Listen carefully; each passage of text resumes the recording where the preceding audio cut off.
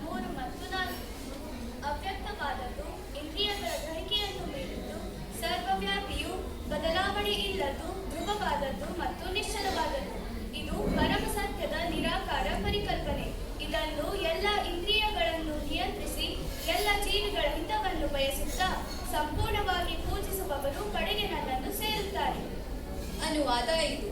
ಪರಮಪ್ರಭುವಿನ ಅವ್ಯಕ್ತವಾದ ಮತ್ತು ನಿರಾಕಾರವಾದ ರೂಪವನ್ನು ಪ್ರೀತಿಸುವ ಮನಸ್ಸಿನವರಿಗೆ ಪ್ರಗತಿಯು ತುಂಬಾ ಕ್ಲೇಶಕರವಾದದ್ದು. ಆ ಶಿಸ್ತಿನಲ್ಲಿ ಮುಂದುವರೆಯುವುದು ದೇಹದಾರಿಗಳಿಗೆ ಬಹು ಕಷ್ಟ.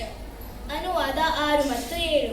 ಪಾರ್ಥ, ತಮ್ಮ ಎಲ್ಲ ಕರ್ಮಗಳನ್ನು ನನಗೆ ಅರ್ಪಿಸಿ ನಿಶ್ಚಲವಾಗಿ ನನ್ನಲ್ಲಿ ಭಕ್ತಿ ಇಟ್ಟು ಭಕ್ತಿ ಸೇವೆಯಲ್ಲಿ ನಿರತರಾಗಿ ಸದಾ ನನ್ನನ್ನೇ ಧ್ಯಾನಿಸುತ್ತಾ ನನ್ನನ್ನೇ ಮನಸ್ಸನ್ನು ನಿಲ್ಲಿಸಿ.